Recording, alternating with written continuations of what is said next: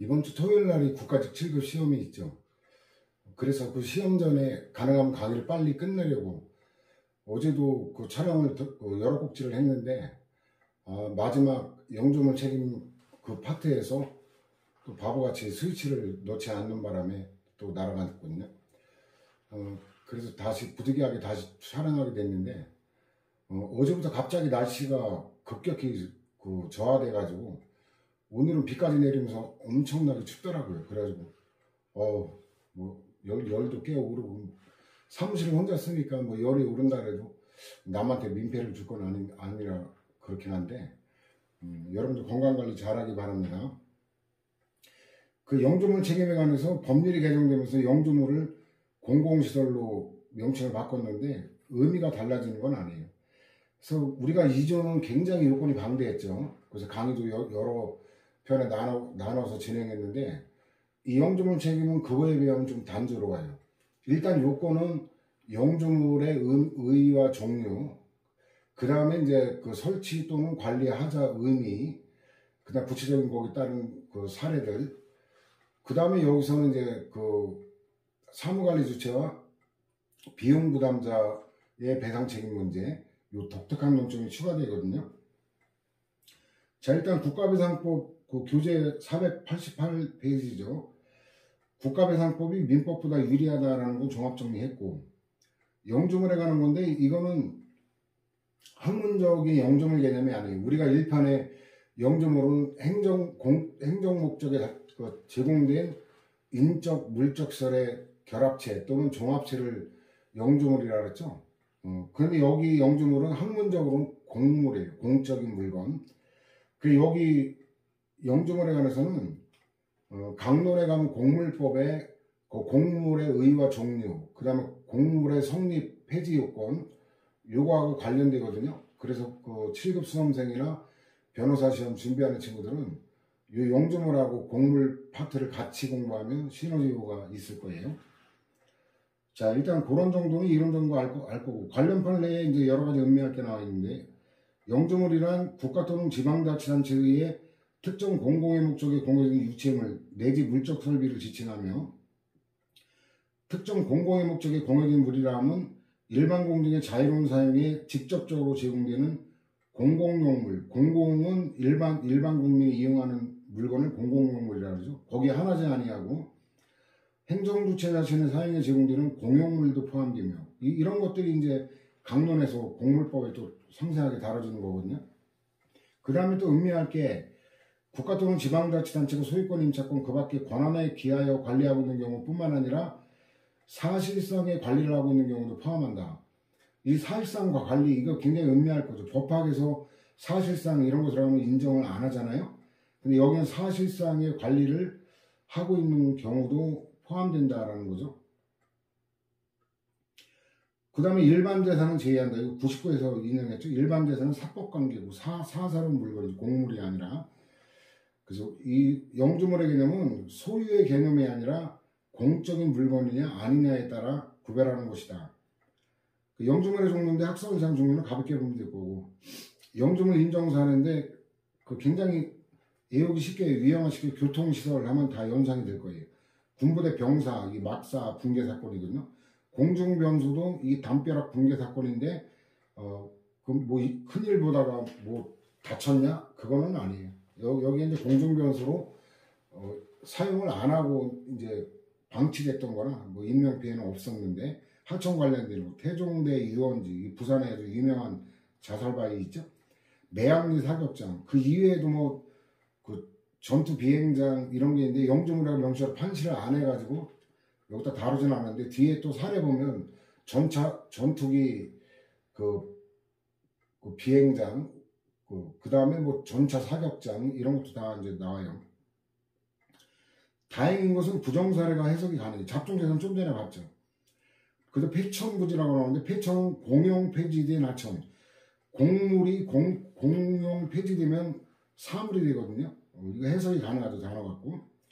그 다음에 이제 공물의 성립 요건은 물건이기 때문에 형체적 요소를 있어야 되는데 공적인 용도로 제공하겠다는 의사가 공용 지정 또는 공용 개시라 그래요. 두 개를 갖춰야 되는데 둘 다 못 갖춘 경우가 옹벽 사건이죠. 공사 중이면 아직 완성되지 않아. 형체 못 갖췄죠. 일반 공정에 이용해 제공되지 않은 거 의사적 요소도 못 갖췄죠. 그 다음 공용지정, 공용제시 못 갖춘 게 사실상 국민의 통행에 제공되고 있던 도로. 이거하고 아까 헷갈리면 안 돼요. 사실상 관리는 사실상 관리도 포함되는, 이건 관리가 아니라 그냥 국민이 그냥 지들끼리 이용한 거예요. 군에서 사실상 관리했다면 영주물이 되죠. 이건 군에서 사실상 관리한 사안이 아니라 국민들이 사실상 이용하고 있던 거예요. 그 다음에 예정공물은 말 그대로 공물로 예정된 거지 공물 자체는 아니다. 되게 쉽죠, 여기는.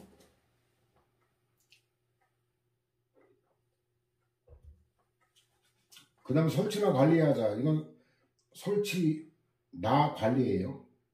설치 및 관리하면 두 개 다 있어야 된다는 건데, 너무 요건 충족이 어렵죠. 그래서 둘 중 하나만 있으면 되는 거예요.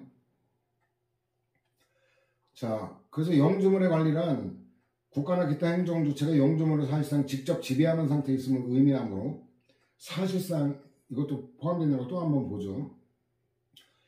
군이나 기타 지방자치단체가 주민들이 왕래하는 사실상의 도로에다가 하수도나 포장공사를 위해 시멘트나 기타 공사비 일부를 보조. 이건 그 비용과 재료의 일부를 보조한 거지 관리한 건 아니잖아요. 그죠? 이런 것도 다 문장 갖고 해석이 가능한 거죠. 그 다음에 객관설적 판례가 이 주관설이라고 하는 거는 어떤 행위 표지, 또 내심의 과실 표지, 예를 들어 방어조치 의무라는 말, 예견 가능성, 회피 가능성, 요런 말이 나오면 주관설인데 그런 거 고려 없이 인정하면 객관설적 판례라고 해요. 하자 의무는 객관적 견지에서 본 안전성의 문제이고, 자, 객관설 취했다는 게 객관적 견지라는 말이 나오죠. 재정사정이나 사용 목적에 의한 사정은 안전성을 요구하는 데 대한 정도 문제로서의 참작 사유에는 해당하지만 절대적 요건은 아니다라는 거. 이거 뒤에 부연 설명할 거예요. 이게 이제 막대한 천문학적인 이 말이 들어가면 면책 사유로 되거든요. 그 도로결빙 사건인데 상수도 간에 균열이 생겨 그 틈으로 새어나온 물이 도로 위까지 유출되어 노면이 결빙됐다면 하자가 있다. 이거 어떻게 뭐 방치했다든가 뭐 관리 행위를 소홀히 했다든가 행위나 의무 표지가 없죠. 그러니까 객관설이라고 하는 거고. 주관설적 판례는 방어조치 의무, 이 의무 위반, 주의의무 위반 이런 게 과실 표지거든요. 그 다음에 예견 가능성, 회피 가능성 이것도 과실 표지라고 하죠. 관리 행위. 그래서 영주물의 설치 또는 관리하자라면 영주물이 그 용도에 따라 통상 갖추어야 할 안전성을 갖추지 못한 상태다. 이것도 객관적으로 보면 이 교수들이 잘못 해석하는 게 주관설에 따른 판례다라고 교수들 다수가 그렇게 소개를 하는데 엄밀히 말하면 절충설이에요. 사법연수원 교재에도 절충설이라고 하는데, 왜냐면 객관설을 포기한 적이 없어요. 지금 이 표지가 뭐예요? 그 영주물이 그 용도에 따라 통상 갖추어야 될 안전성, 이게 객관설을 따른 판례거든요.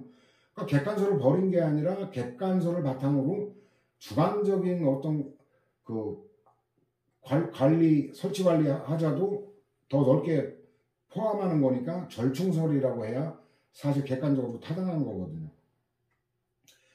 그 인간이 하는 일을 완벽할 수는 없죠. 영주물이 완전 무결한 상태에 있지 아니하고 기능상 어떠한 결함이 있다는 것만으로 영주물의 설치 또는 관리하자가 있다고 할 수 없는 것이다.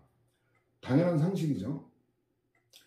영주물의 위험성에 비례하여 사회 통념상 일반적으로 요구되는 정도의 방어조치 의무를 다하는지 여부를 그 기준으로 해야 되고, 객관적으로 보아 시간적 장소적으로 영주물의 기능상 결함으로 인한 손해발생의 예견 가능성과 회피 가능성이 없는 경우, 예견 가능성, 회피 가능성 나오죠. 그러니까 주관설 따른 거죠.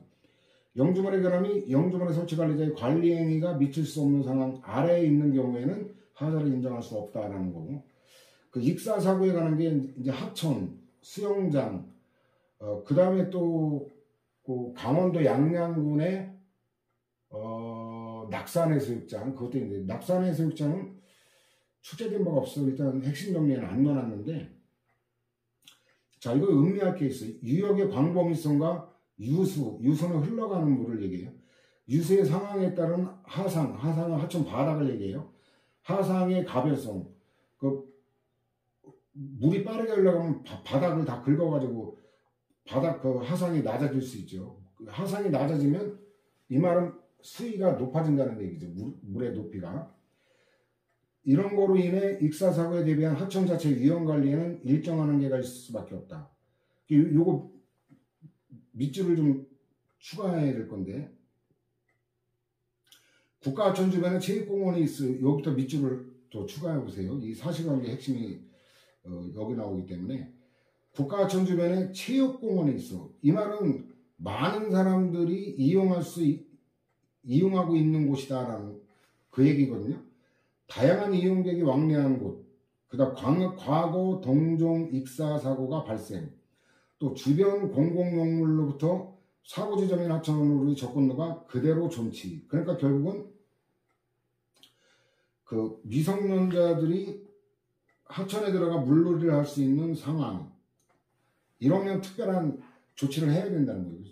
그 사고 지점인 하천으로의 접근을 막기 위해 이 방책까지 아예 그냥 못 들어가게 막아버리는 거죠. 방책을 설치하는 등의 적극적 방어 조치를 취하지 아니한 채 하천 진로 주변에 익사 사고의 위험을 경고하는 표지판을 설치하는 것만으로는 국가하천에서 성인에 비해 사례 분별력이 떨어지는 미성년자인 아이들의 익사 사고를 방지하기 위해 관리 주체로서 사회 통념상 일반적으로 요구되는 정도의 방어 조치 의무를 다했다고 볼 수 없다. 이게 장성천 사건인가 아마? 어느 하천인가? 이게 몇 년도 판례야? 10년도 판례. 전라북도 장성천 판례가 같긴 한데, 자, 이거하고 비교할 때 495거든요. 495에 가면 그 황새바위 사건이 있는데 강원도 정선군에 교회 수련회에 참석한 미성년자 갑이 하천을 가로질러 수심이 깊은 맞은편 바위, 황새바위 위에서 다이빙하며 놀다가 익사하는데, 이게 대학생들이었는데 거의 3시간에서 4시간 정도 다이빙을 하는 거예요. 그러면 이쯤 되면 건장한 청년도 체력이 고갈되기 쉬울 정도의, 알다시피 수영이 굉장히 힘든 거거든요. 갑의 유족들이 하천관리 주체인 지방자치단체를 상대로 손해배상을 구한 사안인데, 자, 이게 그 손해배상 인정한 게 위법이다. 그러니까 부정한 거예요. 그래서 유원지, 그 흥터 유원지였는데 정선군에 있거나 유원지를 거쳐 하천에 접근하는 길에 수영금지의 경고 표지판과 현수막을 설치함으로써 하천을 이용하는 사람들의 안전을 보호하기 위해 통상과 처리할 시설을 갖추었다. 이게 490하고 비교하는 건데, 아까 490은 체육공원도 있고 그 미성년자들이 쉽게 접근할 수 있는 게 예상되는 건데 그 적극적 방어 조치를 안 한 거고, 여기는 그렇게 이제 그 하천 위로 올라가서 거기를 가로질러 가지고 그 좁은 농로가 여기를 지나서 황새바위 가서 다이빙 할 거라고 예견할 수가 없는 상황이었어요. 그렇기 때문에 여기는 방책을 설치하는 등 적극적 방어 조치가 없더라도 이렇게 위험 경고 표지판, 현수막 이 정도만 갖고도 충분했다라고 본 거예요. 사실관계 차이가 보이죠. 참고로 더 얘기하자면 이거는 강원도하고 정선군의 배상 책임이 둘 다 있거든요. 근데 도는 이걸 상고를 해가지고 도가 이겼죠. 도는 배상을 안 해도 됐어요. 도의 공동 불법 행위에 따른 내부 부담 부분에 관한 배상 책임을 면했는데, 안타깝게도 뭐가 안타까운지 참 말하기 미묘한 건데, 이 정선군은 그 상고를 안 해가지고 배상 책임이 확정됐어요. 하급심에서. 그래서 이것도 그래서 정선군이 그 지방재정 자립도가 열악한 데거든요. 과연 적극적으로 제대로 소송에 대응한 거냐, 이런 비판을 받았던 부분이 있는데, 참 이건 뭐라고 말하기 어렵죠.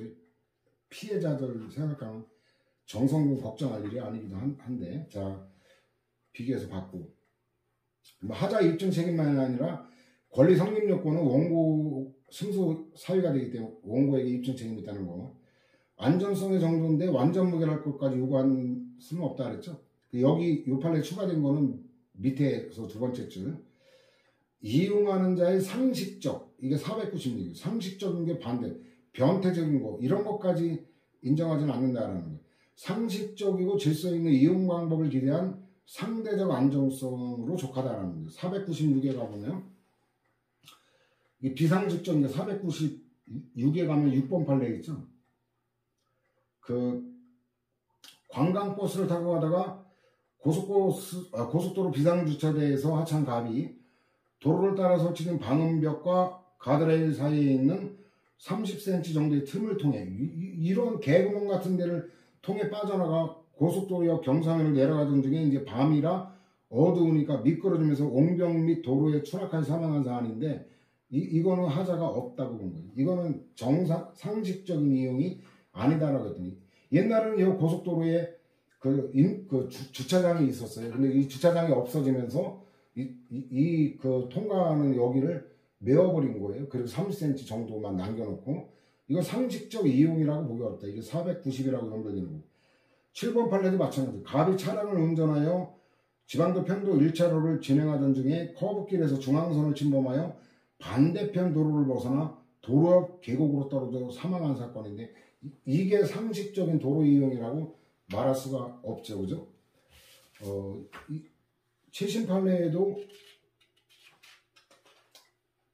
그런 게 나와 있는데 자 보충자료 10페이지 보면 그 위에 먼저 보면은 여기 추가된 게 둘에 다섯째 줄 보면 설치자 또는 관리자의 재정적, 인적, 물적 제약 등도 고려해야 된다. 이거 뭐 기준 입장의 재확인이긴 하죠.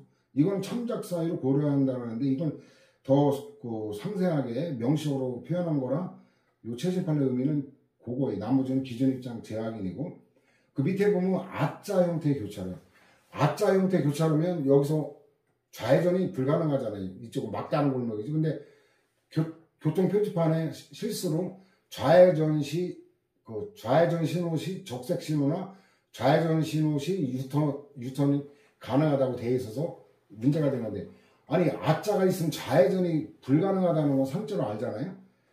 그래가지고 여기 보면 밑줄을 안 쳐놨는데 밑에서 둘, 넷, 여섯, 여덟, 아홉째 줄 보면 표지 내용으로 인해 운전자에게 차고나 운전을 가져올 우려가 있는지 여부는 일반적이고 평균적인 운전자의 인식을 기준으로 판단해야 된다는 거고 다음 줄 우측에 가면 교차로에는 좌회전할 도로가 설치되어 있지 않았고 이 아자 형태니까 당연히 신호등에도 좌회전 신호가 없었으므로 일반적이고 평균적인 운전자라면 보행자 신호등이 녹색 신호일 때 유턴할 거로 보이는 점, 이 상식적인 이용자들은 위사고 이전에 위 표지가 잘못 설치되었다는 민원이 제기되지도 않았고 표지로 인한 사고가 발생한 적도 없다라는 거죠.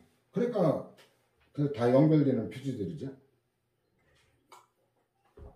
자, 그 다음에 다시 오면은 물적 하자는 말 그대로 곡물에 생겨나자인데 기능적 하자는 어떤 물건이 아니라 소음이나 분진, 먼지 이런 거로 인해서 차물안도를 넘는 고통이 오는 경우를 얘기하거든요. 이 판례에도 물적, 기능적 하자 다 인정한다라는 얘기죠.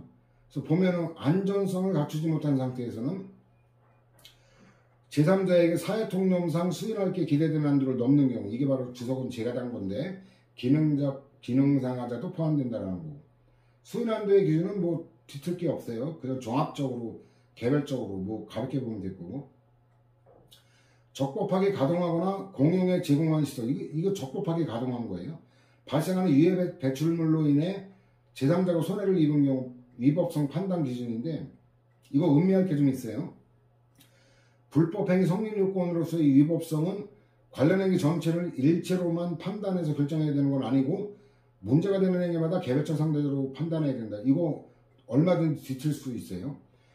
관련 행위 전체를 일체로 판단하여 결정해야 한다. 간단하게 헷갈리죠. 자, 그 다음에 또 밑줄 칠게 어느 시설을 적법하게 가동하거나 공용에 제공하는 경우에도 그로부터 발생하는 유해 매체물로 인해 제3자가 손해를 입은 경우에는 위법성을 이것도 별도로 판단해야 된다까지가 음미할 거고 그 다음에는 여러분들 읽어보면 됐고 그 다음에 4번 보면 소음 등을 포함한 공해 등의 위험지역으로 이주하여 거주하는 경우 손해배상액을 산정해서 감경 또는 면제 사유로 고려해야 된다.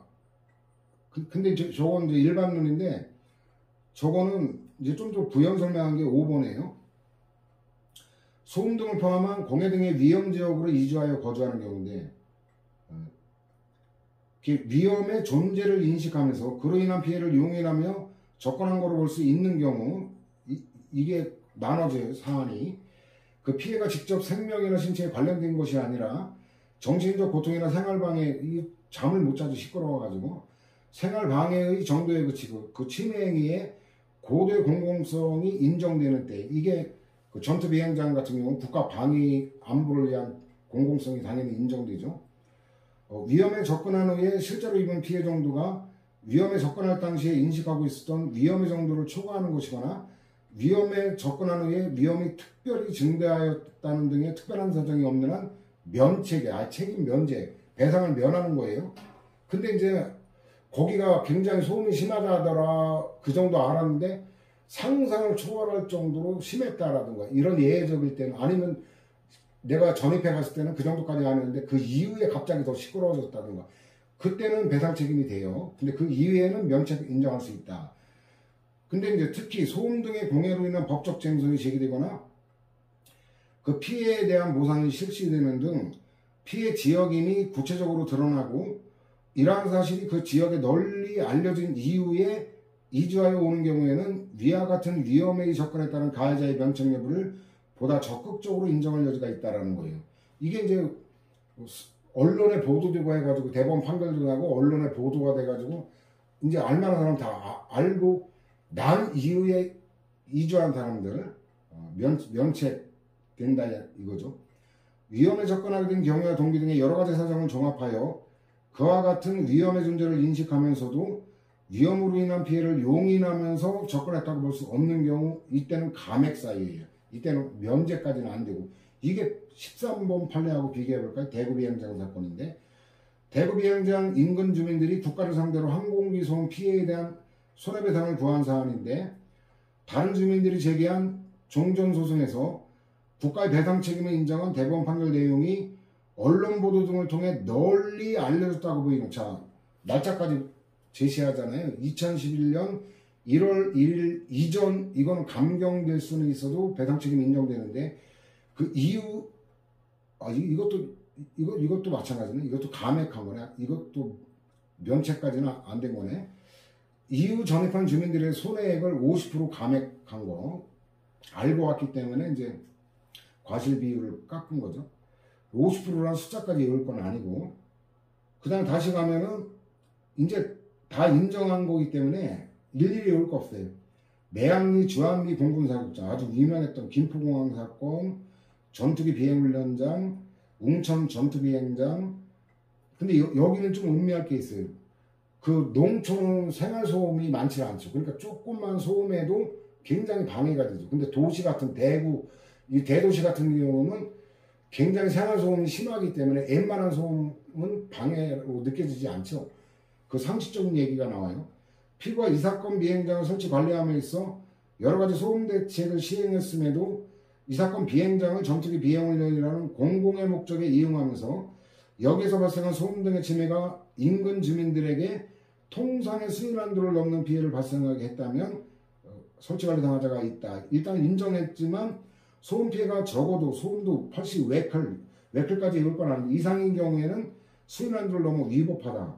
근데 그 밑에 보면은 K6 비행장인데 이건 도시란 말이에요. 여기는 주변의 소음 피해가 적어도 이게 70 LDN. LDN은 런던의 약자이기도 한데 이게 이제 이건 제가 적어왔어요. 못 읽어서. 등가 소음 레벨이라고 그러는데 이 숫자까지 읽을 건 아니고 하여튼 다 인정한다. 그 다음에 이게 11번하고 연결되죠. 대구 비행장인데 여기 소음이 많은 도시니까 그 이상인 경우에 인정하는 거예요. 아까 그 보령시 웅천 거기는 농촌이었기 때문에 농촌이었기 때문에 80 이상 배상 책임 인정하는, 여기는 80 인정 안 하고 85 이상, 그래서 숫자까지 이걸 건 아닌데 농촌이 더 소음 기준이 엄격하고 낮다. 그 상식적으로 그 정도까지 알아두면 돼요. 전차포 사격장 뭐 일일이 외울 거 없어요. 그 다음 14번의 일반론이죠. 철도 소음 진동을 규제하는 행정법규에서 정하는 기준을 넘는 이 KTX 고속철도의 사건인데, 철도 소음 진동이 있다고 해서 차별한도를 넘는 위법한 침해 행위가 있다고 단정할 수가 없다는 거예요. 철도 소음 진동이 행정법규에서 정하는 기준을 넘는지를 차별 한도를 정하는데 고려해야 되는 거지 절대적인 건 아니거든요.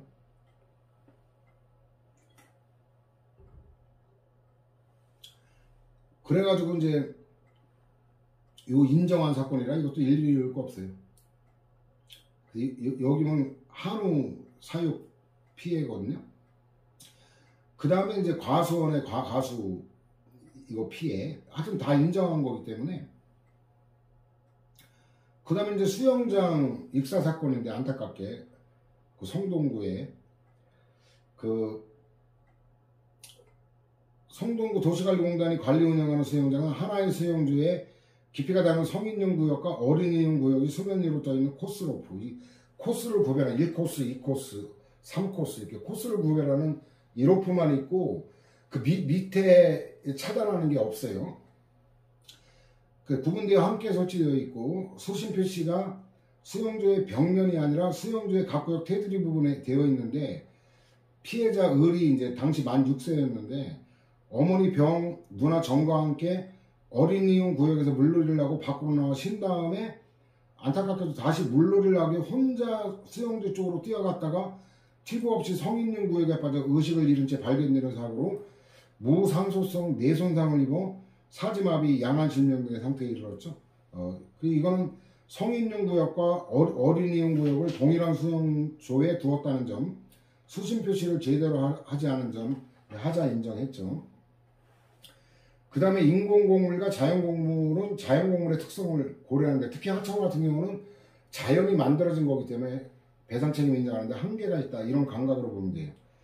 자연 영조물로서의 하천은 원래 이를 설치할 것인지 여부에 대한 선택의 여지가 없고 위험을 내포한 상태에서 자연적으로 존재하고 있고, 결국 과거의 홍수 경험을 토대로 하천 관리를 할 수밖에 없는 특질이 있고, 그래서 하천의 개수 작업을 완성함에 있어서는 막대한 예산이 필요하고, 이 말 나오면 면책이 된다는 표지거든요.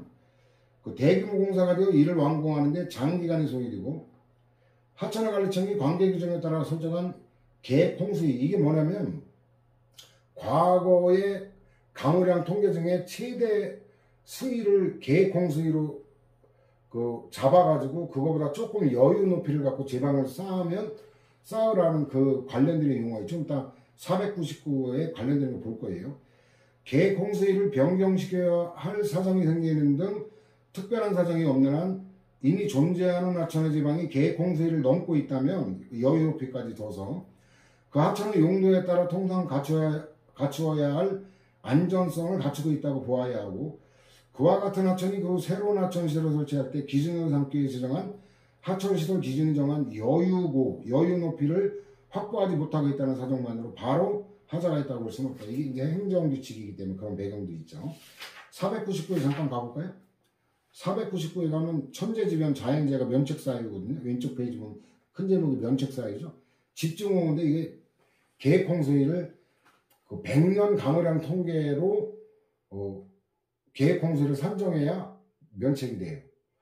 그보다 이게 494하고 연결되는 거예요. 그보다 그 짧은 50년 강우량 통계 갖고 최고 수위를 계획홍수위로 산정해서 그거보다 조금 높게 쌓았다. 이게 충북 청원군, 지금 이제 청주시하고 통합이 됐는데, 여기 청원군 미원면 출신의 제 고등학교 동기이자 행시 동기가 지금 이번에 청주시장에 당선이 됐긴 했는데, 국민의힘이라 뭐 제가 축하도 안 하고 그냥 생각하고 있긴 한데, 그 미원면의 그 주거 실종 사건은 50년 강우량 통계 갖고 제방을 쌓았기 때문에 이건 면책이 인정이 안 됐어요. 근데 중랑천 범람 사건, 이거 뻑하면 범람하던 하천인데 여기는 600에서 1000년 빈도의 최고 강우량이 온 거예요. 그래서 이것까지 대비할 수는 없다. 그래서 면책 인정한 거죠.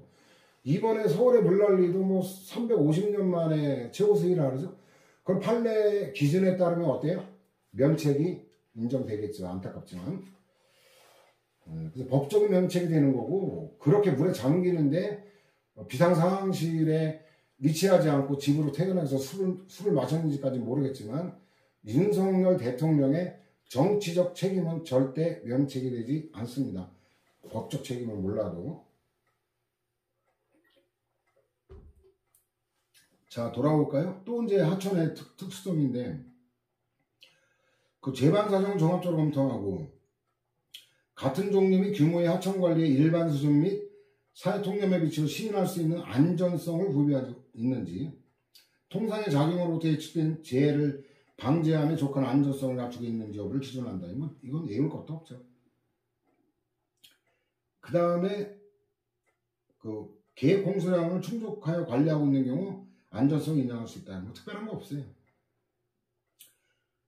그 다음에 뭐 또 특별한 거 없어요. 읽어보면 되고.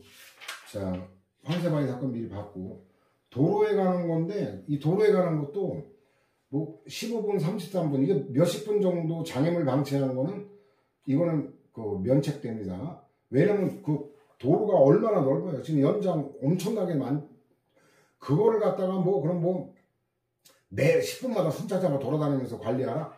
그렇게까지 요구할 수는 없죠. 근데 밤새 방치했다 이런 표지가 나오면 이거는 무조건 국가배상에 인정하는 거예요.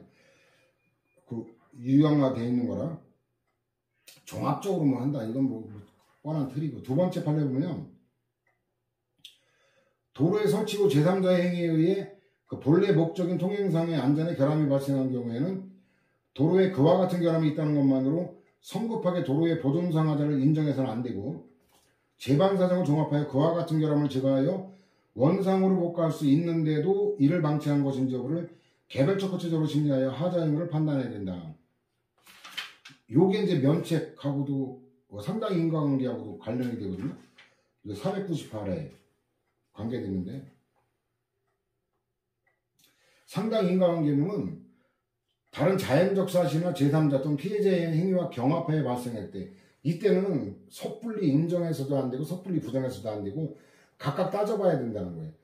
그 제3자나 자연력이 50%의 원인을 제공하고 있고 설치관리하자가 50%라면 각각 50%만큼 책임을 지는 거고, 제3자 자연력이 전적인 거라면 하자를 인정하지 않는 거고, 이런 거예요. 무조건 인정하는 것도 아니라는 게. 자, 첫째 판례가 그거 나왔죠. 그래서 영주민의 설치 또는 관리상의 얘만이 유일하게 손해발생의 원인이 되는 경우만 말하는 게 아니고, 다른 자연적 사실이나 제3자의 행위 또는 피해자의 행위와 경합하여 손해가 발생하더라도 영주민의 설치 또는 관리상하자가 공동 원인의 하나가 되는 이상 하자 인정한다는 거예요. 다만 비율은 줄어들겠죠. 두 번째가 이제 좀 더 구체적으로 부연 설명하고 있죠. 배상 범위 제한이 된다는 걸. 손해가 자연력과 가해자의 과실행위가 경합되어 발생된 경우 가해자의 배상 범위는 손해의 공평한 부담이라는 견지에서 손해 발생에 대하여 자연력이 기여했다고 인정되는 부분을 공제한 나머지 부분으로 제한한다라는 거예요. 가해자가 그와 같은 자연적 조건이나 그에 따른 위험의 정도를 미리 예상할 수 있었고, 또 과도한 노력이나 비용을 들이지 아니하고도 적절한 조치를 취하여 자연적 조건에 따른 위험의 발생을 사전에 예방할 수 있었다면 그러한 사고방지 조치를 소홀히 하여 발생한 사고로 인한 손해배상의 범위를 정함에 있어 자연력의 기여분을 인정하여 가해자의 배상 범위를 제한할 건 아니다라는 거. 그 다음에 뭐 또 기준 입장 제약이네요. 자, 이제 다시 돌아올까요?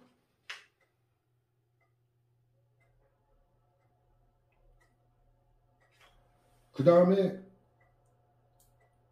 강설에 가는 건데, 최저속도 제한이 있는 고속도로의 경우에 있어서는 도로관리자가 도로의 구조, 기상예보 등을 고려하여 폭설이 예견되면 제설차를 투입해야 되기 때문에 차량 진입을 막아야 될 거 아니에요. 차량 진입을 통제하지 않고 차량이 고속도로에 꽉 차 있으면 제설차 진입이 불가능하게 되니까 이런 걸 고려하여 사전에 충분한 인적, 물적 설비, 제설 장비, 갖춰 강설 시 신속한 제설 작업을 하고 나아가 필요한 경우 제때 교통통제 조치를 취함으로써 고속도로로서의 기본적 기능을 유지하거나 신속히 회복할 수 있도록 하는 관리 의무가 있다. 요거하고 관련되는 게 뭐냐면 그 499예요. 강설인데 그 전국에 있는 그 넓은 도로를 즉시 제설하려면 천문학적인 돈이 들어가죠. 그러니까 어떤 도로냐, 특수목적 도로냐, 아니면 기타 일반 도로냐에 따라 나눠지죠. 이게 496하고 연결되는데, 자 499에 가면 적설지대 도로, 이거는 그 봄이 될 때까지 눈이 녹지를 않는 고지대예요. 대관령, 미시령, 한계령, 진부령 뭐 이런데, 여기 제설 작업 그 통행 금지해놓고 제설 작업 안 해놓고 살아서 넘어가기 바람, 많이 죽어왔음, 뭐 이런 경고판 갖고 될 일이 아니죠. 여기나 고속도로 등 특수목적도로, 이건 면책 부정이에요. 이거는 통제하고 즉시 제설을 해야 돼요. 그러나 그 밖의 도로는 면책 긍정이죠. 이게 496하고 연결되는 건데, 적설지대에 속하는 지역의 도로라든가 최저 속도에 제한이 있는 고속도로 등 특수목적을 갖고 있는 도로가 아닌 일반 보통의 도로까지도 도로관리자에게 완전한 인적 물적 설비를 갖추고 제설 작업을 하여 도로 통행상의 위험을 즉시 배제하여 그 안전성을 확보하도록 하는 관리임을 부과하는 것은 적당하지 않다는 거예요. 이건 오히려 통행자 개개인의 책임으로 확보해야 된다. 각자 운전자가 이 결빙될 거 대비해서 안전 운전을 해야 한다라는 거. 그 다음에 폭설로 차량 운전자 등이 고속도로에 장시간 고립된 경우 이거 인정했죠.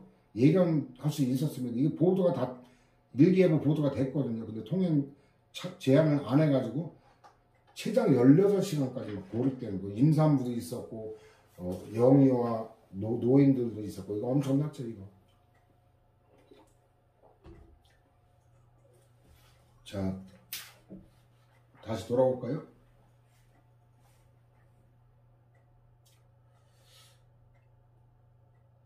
그 다음에 그 뭐 불강력에 의한 거라거나 하자가 인정되면 손해방지에 필요한 지를 했던 게을리하는 거죠. 게을리하지 않았다는 걸 주장 입증해 면했을 때 이거 당연하죠. 하자가 인정되면 국가배상이 인정되는 거예요. 국가배상이 인정되지 않으려면 면책사를 증명해야 된다는 얘기고. 근데 장애물이 떨어진 게 사고 발생 10분에서 15분 전, 요런 정도까지는 인정할 수가 없죠. 그 다음에 교통신호기에 가는 건데, 자 1번하고 4번은 외워야 돼. 신호기 고장이 천재지변인 낙뢰로 인한 거란 말이에요. 불가항력적인 거잖아요. 신호기를 찾지 못해 고장 소리가 지연되었을 뿐 임의로 방치한 게 아닌데도 인정. 4번 봐도 이거 불가항력이거든요. 가변차로에 설치된 두 개의 신호등에서 서로 모순되는 신호가 들어오는 오작동이 발생한 거예요. 이쪽 방향에도 그 직진 신호, 마주오는 여기도 직진 신호, 이래가지고 이제 사고가 난 건데, 그 고장이 현재의 기술 수준상 부득이한 거다. 아니 그럼 뭐 어쩌란 말이에요. 이게 불가항적인데 그래도 인정. 나머지는 가볍게 보면 될 거고, 손해 위자료가 영종을 책임으로 인정된다는 거. 상당히 인과관계 면책사유는 이미 관련해서 먼저 받고, 그 다음 재정사정도 이 통상적인 건 인정 안 해요. 근데 막대한 천문학적인 이 말 나오면 이거는 인정한다라는 거. 너무 심해요 이거는. 자 이제 또 다른 논점이 배상 책임자에 관한 논점이죠. 자 1, 2번 판례, 이거는 엉터리 판례거든요. 국토해양부 장관이 하천, 이게 국가하천이거든요. 그 장성천 사건인데, 국가하천 공사를 대행하던 중에 지방하천에 관리상 하자로 손해가 발생한 거고, 피고 대한민국은 장성천의 점유관리자, 당연하죠. 국가하천이니까 얘가 5조 책임에, 그 다음에 얘가 돈 내니까 비용부담자 6조 1항 책임이에요. 양쪽 다 져요. 그 다음에 두 번째 보면 그 하천공사를 대행하던 지금 국토교통부죠. 관리상하자로 손해가 발생한 경우 하천관리청에 속한 지방자치단체를 국가와 함께 5조 1항에 따른 관리자로서 묶이는 얘기. 아니 이게 국가하천의 관리를 지방자치단체 장에게 위임하면 기관의 힘이기 때문에 사무지체가 넘어가지는 않거든요. 이게 엽기적인 건데, 이게 502하고 연결돼요. 502하고 502에 가면 맨 밑에 비용 부담자 관련 쟁점들을 먼저 볼까요? 자, 기관인 국가사무를 그 지방자치단체 장에게 했다면 사무관리 주체가 안 바뀌잖아요. 국가잖아요. 얘가 2조 5조 책임지는 거예요. 그 다음에 원래 예거니까 실질적 비용부담자 국가고 형적 비용부담자 서울특별시가 되는 건데, 단체 임상일 때는 지방자치단체로 넘어가기 때문에 서울특별시로 넘어가거든요. 도로법에는 실질적 비용부담자가 진짜 주인이 아닌 도로관리청에 속하는 지방자치단체가 부담하도록 특칙이 있기 때문에 서울특별시가 되는 거예요. 자, 그러면 어때요? 그 아까 장성천 사건도 그렇고 맨 위에 그 광주광시 폐 아스콘 더미 도로방치로 인한 사망 사건인데, 저기도 500하고 연결돼서 이것도 역지죠. 광역시와 국가 모두가 도로소유자 및 관리자 비용부담자에서 책임을 중첩적으로 진다. 엉터리 판례죠. 왜냐하면 이 국가하청, 이건 국도, 이걸 갖다 기관에 임하면 사무관리 주체가 광역시로 안 넘어갑니다. 단체 위임이 아니기 때문에. 근데 광역시나 그 전북 익산이었나? 완주군 지방자치단체까지 사무관리 주체다. 이거는 엽기적인 판례예요. 다시 돌아올까요? 영주민의 설치관리자와 비용부담자가 다른 경우 대적 배당 책임자인데, 자, 이게 일단 일단 인건비에 한정되지 않는다는 거. 당연히 법률에 봉급급여 기타 비용이라고 법률에 명시가 규정되어 있기 때문에 인건비에 한정되지 않는다는 거 당연한 거고, 좀 전에 얘기했죠. 위임사무일 때, 기관임일 때는 안 넘어간단 말이에요. 단체 임사무 때 넘어가고, 국가사무를 시장에 기관에 임하면 국가가 사무관리 주체지 지방자치단체가 아니란 말이에요. 지방자치단체 사무를 국가기관에 위임해도 기관에 임한 거니까 국가로 안 넘어가니까 지방자치단체가 사무관리 주체란 말이죠. 이게 정상적인 판례예요. 근데 이게 병합설이에요. 다 포함해요. 실질적, 형적 비용부담자. 그래가지고 이게 이제 형적 비용부담자에 관한 건데, 지방자치단체장이 기관이 임된 국가행정사무를 처리하는 경우 실질적 궁극적 부담자는 국가, 얘가 실질적 비용부담자 있죠.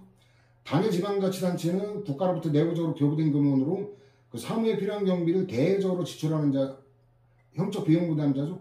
얘도 6조 1항 소정의 비용부담자니까 실질적 형적 비용부담자 다 포함하고 있죠. 그 다음에 여의도광장 사건도 마찬가지죠. 도로에 관한 비용은 건설부 장관이 관리하는 도로 이외의 도로에 관한 건, 자, 이게 좀 전에 말했던 도로법 특칙. 관리청에 속하는 지방자치단체 부담으로 하도록 되어 있어. 여의도광장의 관리비용 부담자는 위임된 관리사무에 관한 관리를 위임받은 영동포 구청장에 속한 영동포구가 실질적 비용 부담자고, 얘가 비용 부담자로서 책임이 있다. 그러니까 이 서울특별시 도니까 서울특별시가 5조에 따른 책임을 지는 거고, 영동포구는 6조 1항에 따른 비용 부담자로서 책임을 지는 거고, 둘 다 지는 거죠. 그래서 최종적 배상 책임자인데, 아까 1번 판례 먼저 봤는데 저건 변태적 판례라 그랬죠. 정상적 판례가 대전 안산시, 그 두 번째 판례가 정상적인 판례예요. 원래 교통신호기 관리사무는 지방자치단체 사무인데 안산경찰서장에게 위임했기 때문에 사무관리 주체는 안산시지 국가로 넘어가질 않죠. 그래서 원고인 안산시가 그 사무에 관하여 선임감독자, 그러니까 5조 책임은 안산시가 되는 거예요. 사무관리 주체로서. 그 다음에 6조에 해당에 따른 비용부담자, 신호기 설치관리 비용은 실질적으로 부담하는 비용부담자죠. 실질적 비용부담자도 안산시. 국가는 단지 그 소속 경찰 공무원에게 봉급만을 지급할 수 있을 뿐이기 때문에 얘는 형식적 비용부담자죠. 얘도 다 되고, 궁극적 책임은 원고 사무관리 주체인 안산시에게 있다. 이게 정상적인 판례예요. 근데 아까 저 변태적 판례는 어때요? 그 광역시까지 사무관리 주체라고 했기 때문에 이 분담해서 누가 일방적으로 최종적 배상 책임을 지는 게 아니라 분담한다는 엽기적인 판례예요. 그 다음에 이제 세 번째 판례는 뭐냐면, 이건 6조 2항, 이건 내부적인 구상의 범위지 이거는 그 외부적 대외적인 국민 즉 공동불법행위자에 적용되는 게 아니까 걔한테 대항할 수 없다라는 거죠. 자, 이렇게 해서 영주물 책임을 두 번의 강의를 거쳐 마무리하고 다음 시간에는 손실보상을 진행하도록 하겠습니다.